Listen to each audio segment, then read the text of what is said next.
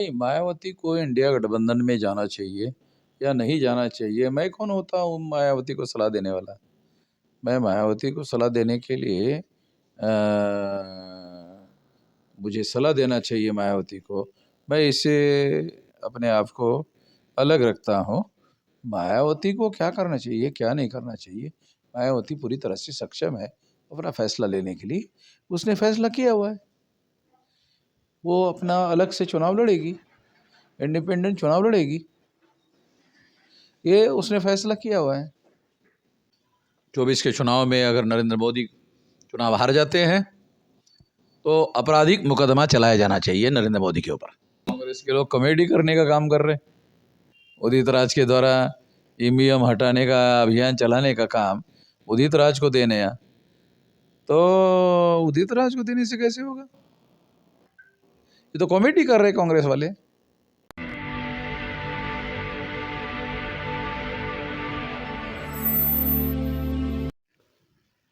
जय भीम।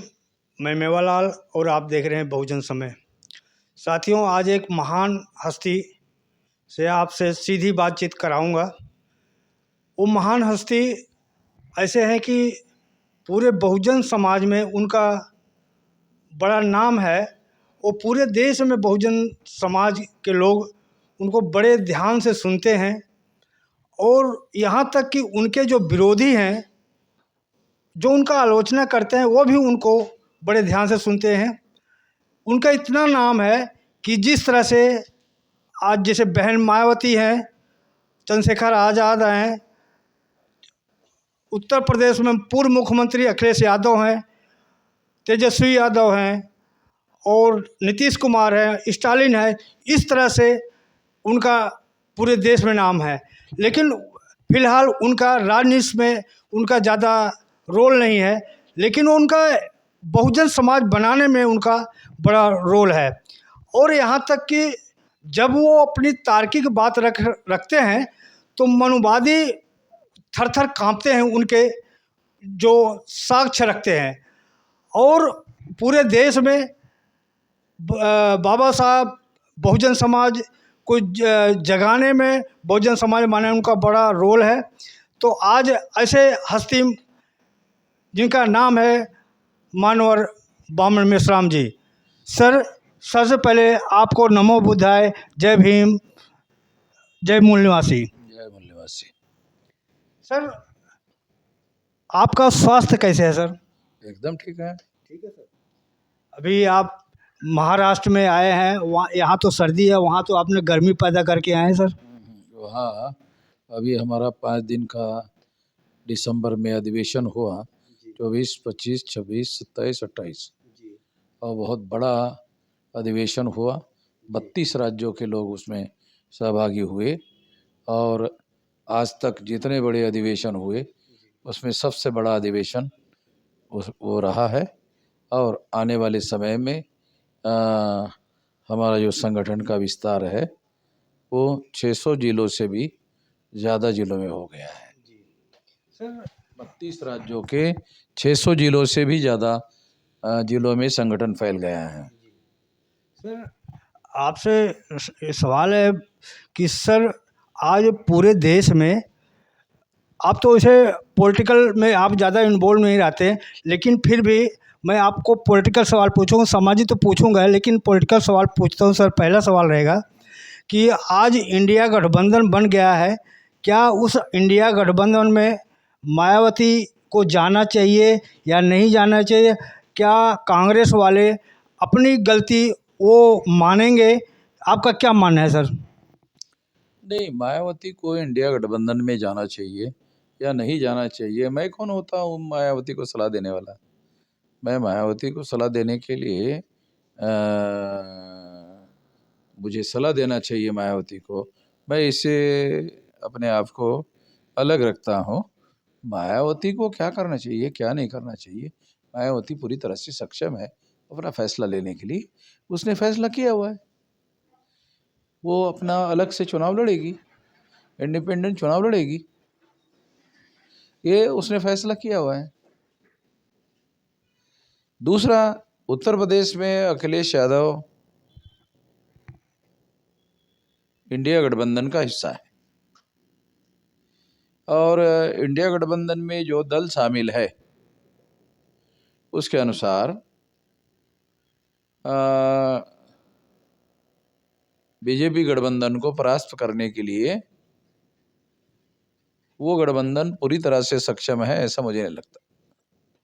जी सर, आप बहुत पहले सर आपने ईवीएम का मुद्दा उठाया था, और जब आप उठाते थे तो कोई पार्टी नहीं उसकी बात उठाती थी, लेकिन आज मैं देख रहा हूँ कि चाहे कांग्रेस हो जो इस ईवीएम को लाया, आज वो भी मुद्दा उठा रही है।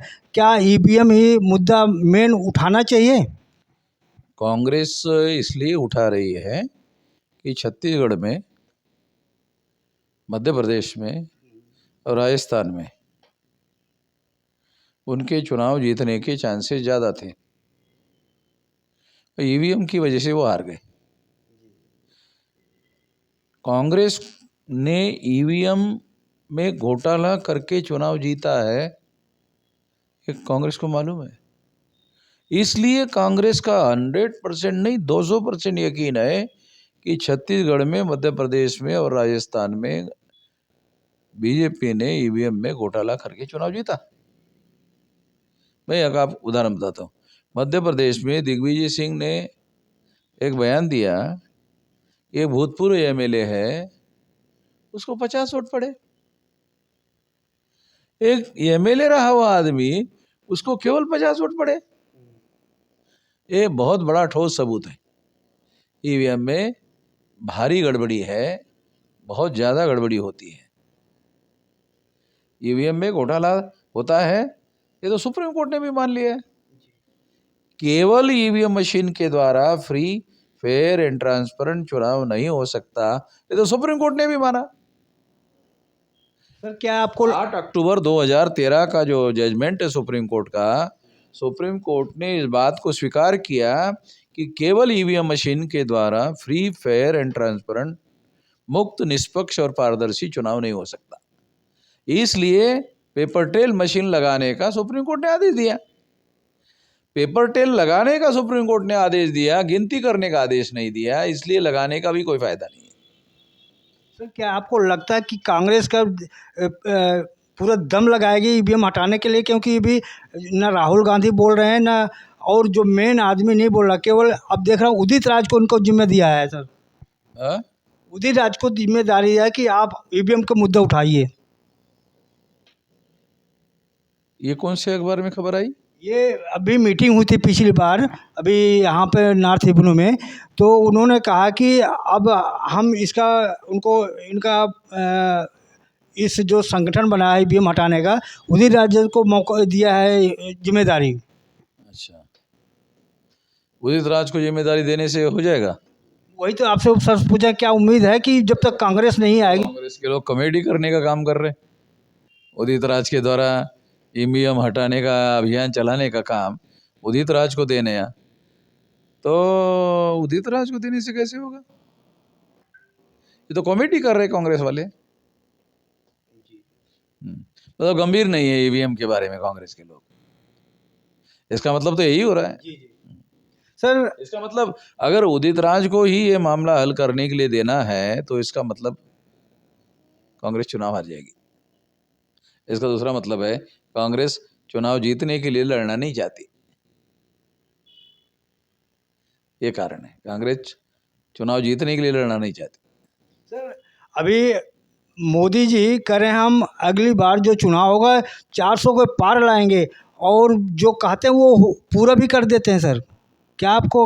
हाँ, क्योंकि मोदी को जनता को थोड़ी चुनना है। मोदी को देखो, अटल बिहारी और अडवाणी बीजेपी के टॉलेस्ट लीडर थे। नरेंद्र मोदी प्रधानमंत्री है, मगर अटल बिहारी और अडवाणी की लोकप्रियता को क्रॉस कर नहीं पाए। इतनी बड़ी सक्षम लीडरशिप जीती हुई बीजेपी की वो थी अटल बिहारी अडवाणी। नरेंद्र मोदी प्रधानमंत्री है, मगर उनकी जो नेतृत्व था ना, ऊंचाई, वो वहाँ नहीं पहुँच पाए नरेंद्र मोदी। तो वो दो लोग लड़ते थे तो 176 सीटें चुनाव जीता। नरेंद्र मोदी ने अकेले नहीं 283 सीटें जीती। तो नरेंद्र मोदी अकेले नहीं थे, नरेंद्र मोदी भी दो था, एक नरेंद्र मोदी, एक ईवीएम। अटल बिहारी अडवाणी दो थे, नरेंद्र मोदी ईवीएम ये भी दो थे। तो ये नरेंद्र मोदी और ईवीएम का चमत्कार था 2014 में और 2019 में। 200% गारंटी से बोल रहा हूँ। सर आप तो बहुजनों को बनाने में लगे हैं सर, तो आप तो बहुजन को एक कर सकते हैं सर। जैसे धीरेन्द्र शास्त्री कह रहा है कि आप हमें साथ दो, हम हिंदू राष्ट्र देंगे, तो आप भी साथ तो कह सकते हैं कि सर आप मुझे साथ दो, मैं बहुजन का राज दूंगा। आप कुछ कर सकते हैं सर। देखो, वो शास्त्री को तो मैं नहीं जानता कौन है शास्त्री। धीरेन्द्र शास्त्री। हाँ हाँ, वो ये टीवी में बहुत लोग पैदा होते रहते हैं। टीवी में, टीवी वाले 24 घंटे में ही लोग पैदा कर देते हैं। आजकल ऐसा हो रहा है और लोग वो घर बैठे देखते रहते हैं और हो जाता है। मैं तो नहीं जानता धीरेन्द्र शास्त्री कौन है, मगर धीरेन्द्र शास्त्री का नाम अगर आपके मुंह पर चढ़ा हुआ है तो उसकी वजह टीवी है। तो इसलिए हम धीरेन्द्र शास्त्री की अनुकरण करने का काम नहीं करेंगे। हम तो जिंदगी लगाए ना ये बहुजन समाज बनाने का, बहुजन समाज को इकट्ठा करने का। आज इतना विशाल संगठन हमारे पास है बहुजन समाज का, वो किसी के पास नहीं है। और 2030 तक कोई भी दूर दूर तक हमारे मुकाबले में खड़ा नहीं होगा। 2030 तक इतना विशाल संगठन हो जाएगा। 6 लाख गांव बंद कर देंगे। 6 लाख गांव के आसपास से जो रोड जाएगा, जो टीवी जो रेल जाएगा, जो एक्सप्रेस हाईवे जाएगा, कोई भी 6 लाख गांव बंद कर देंगे। 2030 तक इतनी बड़ी ताकत खड़ी कर देंगे। सर अभी ट्रक ड्राइवर और ये बस जितने ड्राइवर हैं सर हड़ताल पे जा रहे हैं सर, उनका मुद्दा सॉल्व नहीं हो रहा है। क्या ये जो ये सरकार ने लाया है कानून, ये उचित आपको लगता है सर? अगर एक्सीडेंट करने वाला गाड़ी का ड्राइवर भाग जाता है तो फिर सही है। अगर वो भागने के बजाय जो आदमी का एक्सीडेंट हुआ उसको अगर उठाकर वो हॉस्पिटलाइज कर देता है, हॉस्पिटल में लेके जाता है, तो अच्छा काम करता है। अच्छा काम करता है तो उसको कुछ नहीं होगा। वो भाग जाता है, ये बहुत गलत काम करता है। तो भागने वाले आदमी को रोकने के लिए ये काम किया जा रहा है, कानून बनाया जा रहा है, ये सही है। अच्छा सर, आपको भागना बहुत गलत बात है। सर आपके ऊपर एक आरोप लगता है सर कि आप आरएसएस के खिलाफ इतना बोलते हैं, लेकिन आरएसएस वाले आपको बंद नहीं करते, इसलिए आपको कहते हैं कि आप आरएसएस से मिले हुए हो। और दूसरी एक आरोप और आपको लगता है कि आप वाम से जब करते हैं तो आप चंदा लेने के लिए करते हैं। आप इस आरोप को आप क्या कहेंगे सर? एक एक पूछो। दोनों मिला दिए सर। तो पहले आरोप जो आपको लगता है कि आप आरएसएस के आदमी हैं, आप क्योंकि आप इतना आरएसएस के खिलाफ बोलते हैं लेकिन आपको बंद नहीं करते आरएसएस वाले, पुलिस वाले। देखो, गांधी जी को अंग्रेज़ों के ज़माने में जितना गांधी जी को अंग्रेज़ों ने अरेस्ट किया और जेल में डाला, उतना गांधी जी की लोकप्रियता बढ़ गई। तो आरएसएस को और भाजपा को ऐसा लगता है कि वामन मेश्राम को अरेस्ट करेंगे तो ये तो बहुत जल्दी महान हो जाएगा। उन्होंने प्रयोग करके देखा गुजरात में, तो सारे देश के पुलिस चौकी के सामने हमारे लोग इकट्ठा हो गए थे। तो असिस्टेंट पुलिस कमिश्नर मेरे पास आया और उसने मुझे कहा कि आज तो आप हीरो हो गए। मैंने कहा कैसे? सारे देश भर से मेरे पास टेलीफोन आ रहे। तो सरकार ने आपको अरेस्ट करके गलत काम किया, ये नहीं करना चाहिए था, इसे तो आपकी लोकप्रियता बढ़ गई। मेरी लोकप्रियता ना बढ़े इसलिए आरएसएस भाजपा के लोग मुझे अरेस्ट नहीं करते। मैं तो चाहता हूँ कि अरेस्ट करे, मैं तो चाहता हूँ अरेस्ट करे, मगर जैसे गांधी जी को अरेस्ट करते करते अंग्रेज़ों ने महान बना दिया, तो आरएसएस और भाजपा के लोग सोचते हैं कि ऐसा अमन मेश्राम को महान बनाना खतरनाक हो जाएगा, इसको ज़्यादा लोकप्रिय, क्योंकि जितना अरेस्ट करेंगे लोग उतना उसके समर्थन में खड़े हो जाएंगे। तो जो लोग इस तरह का आरोप लगाते हैं वो छुट भये लोग हैं। छुट भये समझते हो? छुट भये छुट भये लोग, उन लोगों की कोई औकात नहीं है। वह उनका उनकी दुकान है ना, धंधा है, बाबा साहब के नाम पर उन्होंने धंधा खोल के रखा है, दुकान खोल के रखा है, तो उनके दुकान बंद पड़ रहे मेरी वजह से। उनको थोड़ा बहुत जो चंदा मिलता था वो भी मिलना बंद हो गया है, इस वजह से वो ऐसा कहते हैं। तो मुझे उनके ऊपर दया आती है, मैं उनके ऊपर गुस्सा नहीं करना चाहता, मैं उनके ऊपर दया करना चाहता। अरे समाज का काम करो तो लोग चंदा भी देंगे, अगर समाज का काम नहीं करोगे तो लोग चंदा क्यों देंगे? तो ज्योतिराव फुले लोगों से चंदा लेकर टाटा बिरला अंबानी से पैसा लिए बगैर अपना आंदोलन चला रहे थे। ज्योतिराव फुले ने टाटा बिरला अंबानी से पैसा नहीं लिया, अपना आंदोलन चलाया। कोई आरोप लगा सकता ज्योतिराव फुले भाई टाटा बिरला अंबानी से पैसा लेता था? मगर आज ज्योतिराव फुले का लोग नाम लेते हैं ना जी। तो उसी तरह से हम भी जनता का पैसा ले रहे हैं। क्यों ले रहे हैं? जनता के लिए लड़ाई लड़ रहे हैं।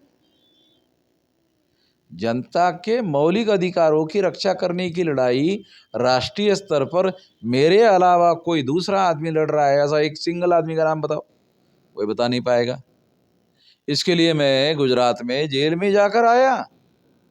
ये जो आरोप लगाने वाले लोग हैं, कोई आदमी जेल में गए? बाकायदा जेल में जाकर आया हूं।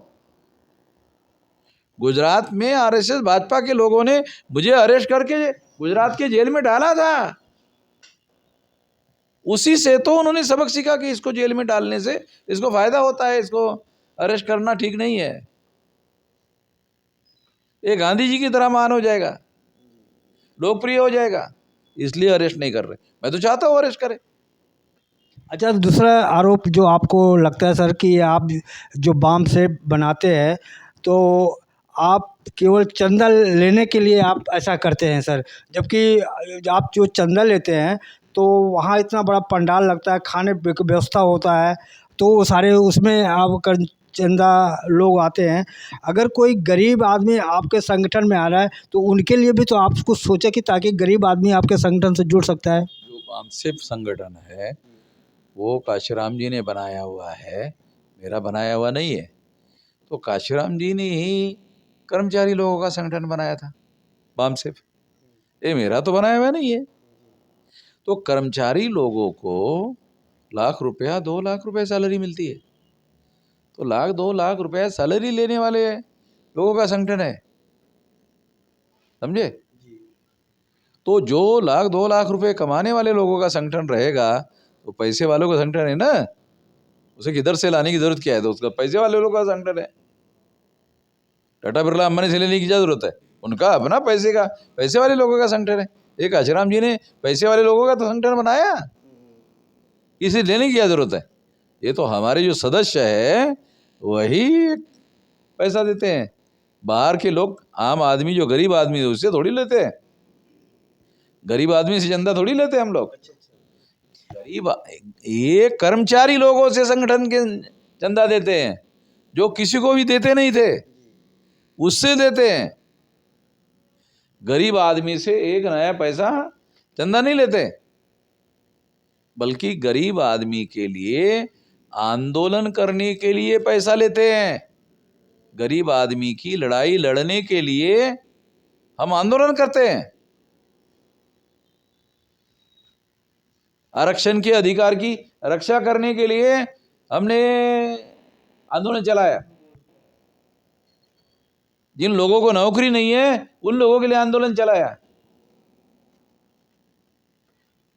13% वो रिजर्वेशन वाला जो मुद्दा है वो भी मुद्दा हमने ही उठाया। ये भी राम कुमार, हमारी वजह से केंद्र सरकार कुछ नहीं कर पाई।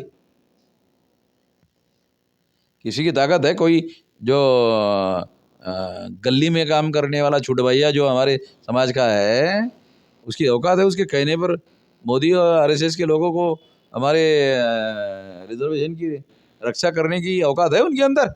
वो हमारी वजह से हुआ, किसी की औकात थोड़ी है, है?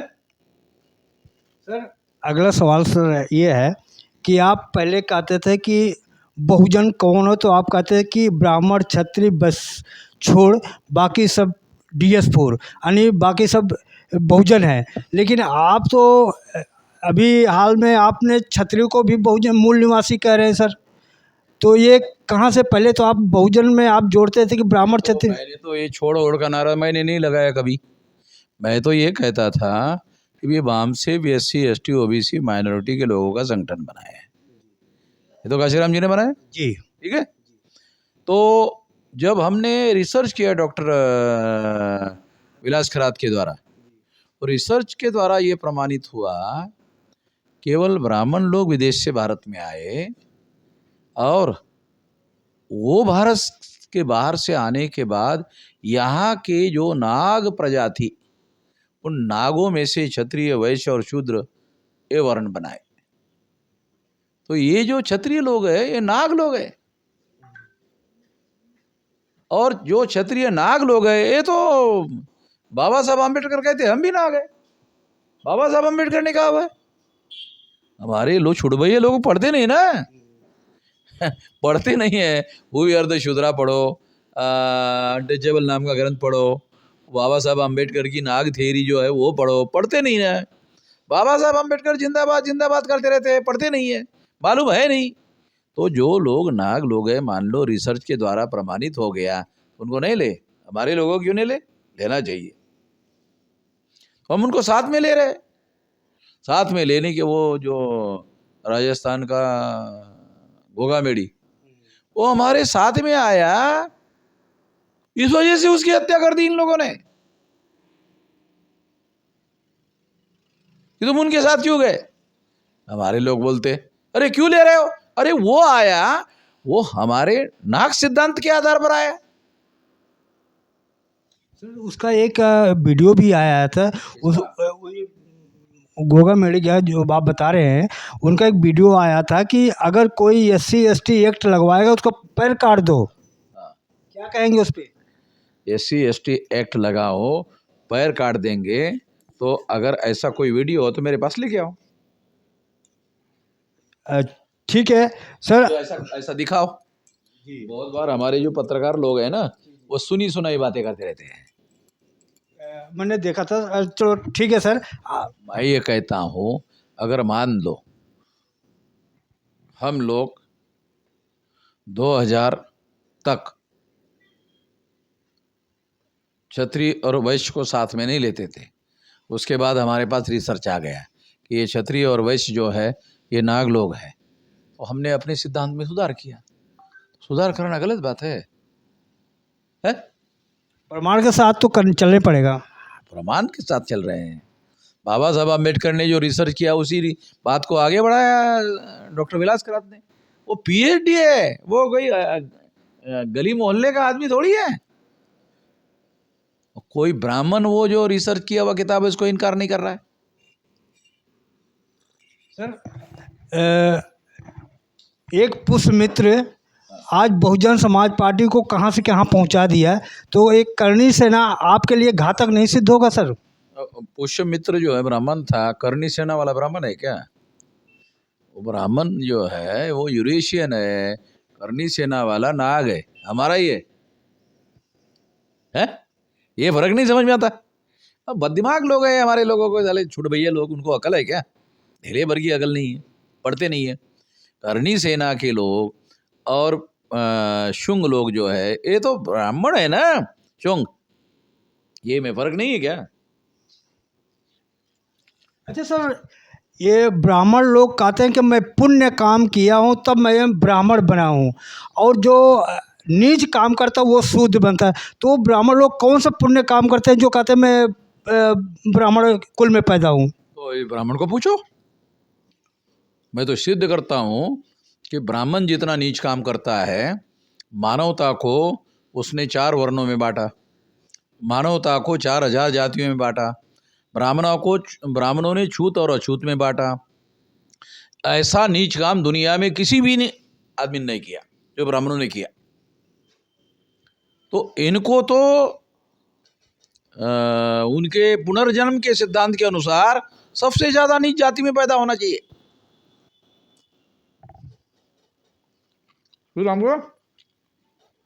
उनके सिद्धांत के अनुसार। सर मोदी जी भी एक यूट्यूबर है, तो आज यूट्यूबर के लिए एक कानून ला रहे हैं कि उनको प्रतिबंध में लगाया जाए, और जो टीवी है, अखबार है, उस पर प्रतिबंध के लिए कानून नहीं ला रहे हैं। सर क्या कहेंगे? देखो भाई, उसके पास सरकार है, वो मनमर्जी कर रहा है तो उसके पास बहुमत है। तो विरोधी पार्टी के लोगों को अपनी सरकार बनानी चाहिए और उसके जो गलत कानून है उसको संसद में बदल देना चाहिए।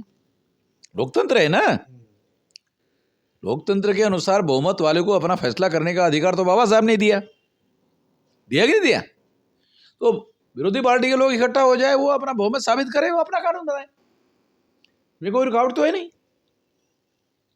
सर क्या आप विश्वविद्यालय में गुरुशाला, गौशाला, यज्ञ हवन अब होंगे सर? अभी यहाँ पर दिल्ली विश्वविद्यालय में वहाँ पे क्या बोलते हैं शाखा लग रहे हैं, और लक्ष्मण यादव, रितु सिंह जैसे प्रोफेसर के निकाले जा रहे हैं, इस पे क्या कहेंगे आप?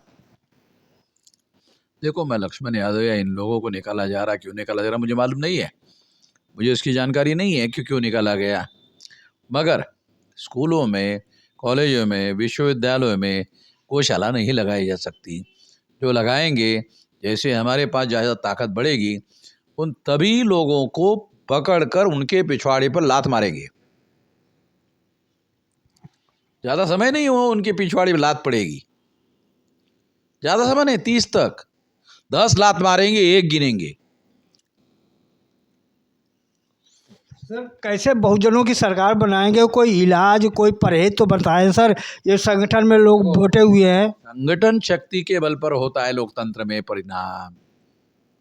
कोई भी राजा जो बनता है वो संगठन शक्ति के बल पर होता है। तो संगठन शक्ति तो बना रहे हैं हम लोग, और कौन सा इलाज है? तो सब संगठन बना बना के अलग अलग लड़ रहे हैं सर, एक तो नहीं लड़ रहे हैं सर। गली मोहल्ले के छुड़भये लोगों को और वामन मेहराम को एक ही तराजू में तोल रहे हो। अजीब आदमी हो भाई, है राम कुमार? छुड़भये लोगों को और वामन मेहराम को एक ही तरह में तोल रहे। सर कुछ लोग कहते हैं सर कि आरक्षण 10 साल के लिए बनाया गया था। ये जो लोग वो गधे लोग हैं, क्योंकि आरक्षण एक प्रकार का नहीं है। एक पॉलिटिकल रिजर्वेशन है, एक एजुकेशन का रिजर्वेशन है, सुनो, एक नौकरी का रिजर्वेशन है, एक रिजर्वेशन प्रमोशन है, 4 है। 4 में से जो पॉलिटिकल रिजर्वेशन है वो 10 साल के लिए था। बाकी लोगों के लिए कोई साल की लिमिटेशन नहीं है। गधे लोग हैं हमारी इधर, बहुत सारे लोग हैं ना, अरे स्टडी करते नहीं, गधे लोग हैं। राम कुमार सर क्या मोदी जी एज ए प्रधानमंत्री 22 तारीख को उद्घाटन करने के लिए जा रहे हैं, तो क्या ये संवैधानिक है सर? ये संवैधानिक नहीं है, ऐसा प्रधानमंत्री को नहीं करना चाहिए। ये संविधान के मैंडेट के विरोध में है। और अगर 2024 के चुनाव में अगर नरेंद्र मोदी चुनाव हार जाते हैं तो आपराधिक मुकदमा चलाया जाना चाहिए नरेंद्र मोदी के ऊपर। संविधान के मैंडेट के विरोध में मोदी काम कर रहे हैं, तो मोदी के विरोध में आपराधिक मुकदमा चलाया जाना चाहिए।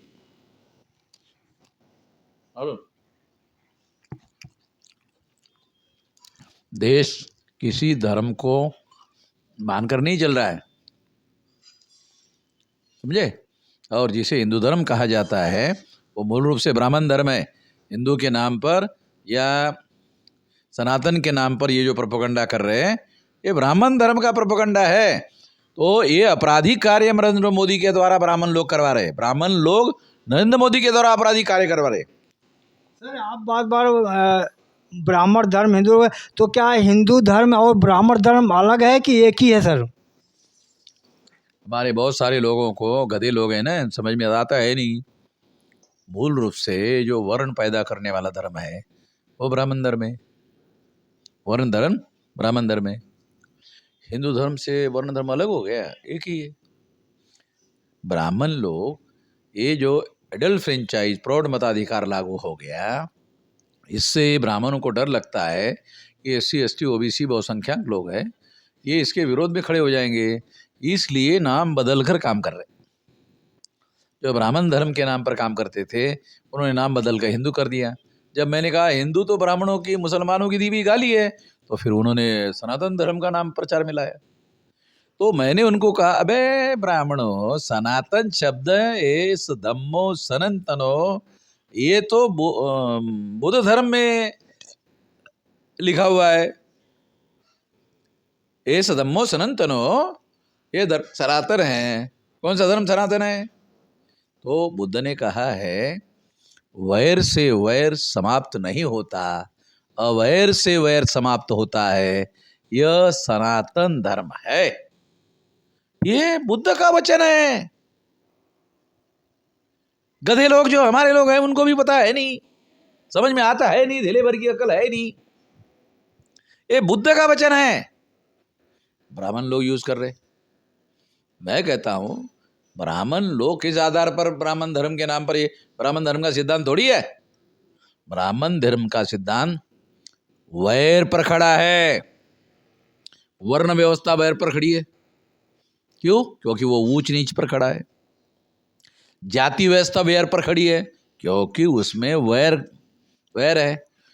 स्पृश्य और अस्पृश्यता के ऊपर ये व्यवस्था बनी है, तो ये वैर पर खड़ा है। तो ब्राह्मणों का धर्म तो वैर पर खड़ा है, इसलिए उसको सनातन धर्म नहीं कहा जा सकता। सनातन धर्म वो होता है जो अवैर पर खड़ा है। सर आज जितने बहुजन नेता हैं सभी से मैं पूछ रहा हूं, तो मैं कह रहा हूं कि आप मंदिर जाओगे तो कह रहे हैं हाँ जाऊंगा, निमंत्रण मिलेगा तो जाऊंगा, नहीं तो बाद में जाऊंगा। क्या वहां उस मंदिर में जाने से क्या ये बहुजन का भला होगा कि शिक्षा, रोजगार, व्यापार, सब व्यापार होगा? बहुजनों का आदमी नेता है, ऐसे बहुजनों के नेता का नाम बताओ जो निमंत्रण देने के बाद वहां जाने वाला है। अभी अभी अखिलेश यादव से पूछा गया तो आप जाओगे क्या? निमंत्रण मिलेगा तो जाऊंगा। आंदोलन का है क्या अखिलेश यादव? वो तो लोहिया का है, लोहिया गांधी के साथ जुड़ा है, और गांधी का तो वर्ण धर्म चलता था। सर मैं आपसे लास्ट सवाल पूछ रहा हूँ सर। सर आपको अगर जितना है जी सर आपको अगर निमंत्रण मिलता है तो मंदिर जाएंगे सर? क्यों जाएंगे? वहाँ दर्शन करने लोगों को भला होगा सर। देखो आपको जानकारी नहीं है, आपके द्वारा सभी लोगों को जानकारी देता हूँ। दशरथ जातक पाली भाषा का है। पाली भाषा में दशरथ जातक नाम का जातक है, एक कथा है, बुद्ध पूर्व दशरथ जातक। दशरथ जातक में बोधिसत्व राम है, ठीक है। दशरथ जातक में बोधिसत्व राम है।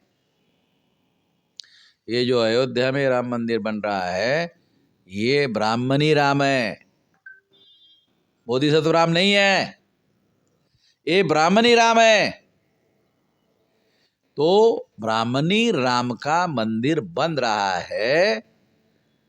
एक तो इसमें हमको तो कोई निमंत्रण आने वाला है ही नहीं, सबको आएगा, वामन मेजराम को नहीं आएगा, एक बात मैं आपको गारंटी से बोलता हूँ।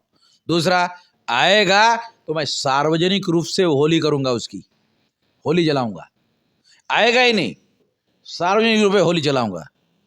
तीसरी बात, जिस जमीन पर ये राम मंदिर बना रहे हैं वो जमीन पर 16 साल तक बुद्ध ने वर्षावास किया।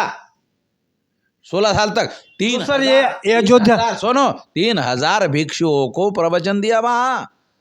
वो ब्राह्मणों की भूमि नहीं है, वो बुद्ध की भूमि है, बुद्ध भूमि है, राम जन्मभूमि नहीं, बुद्ध भूमि है। ये ब्राह्मण लोग वहां पर अतिक्रमण कर रहे हैं। जब जब मुगलों का राज था तो मुगलों ने मस्जिद बनाई, ब्राह्मणों का राज आया, ब्राह्मणों ने राम मंदिर बनाया। हमारा राज आएगा, हम सुधार करेंगे। धन्यवाद सर, आपने सभी सवालों का जवाब दिया, आपको बहुत बहुत धन्यवाद सर। ये सर आपने तो बहुत सर हमें हमारे सभी सवालों का जवाब दिया, इसके आपको बहुत बहुत धन्यवाद। ये थे बामन मेश्राम जी। पूरे देश में इनको बहुत सुना जाता, समझा जाता है। तो आप इनके विचारों से आप कितना सहमत हैं, हमारा प्रयास कैसा लगा, और आज अगर हमारे प्रयास से आप खुश हैं, पसंद है, तो हमारे चैनल को सब्सक्राइब करें, लाइक करें, कमेंट करें। और आपका प्रेम, आपका सहयोग हमारे लिए बहुत ज़रूरी है।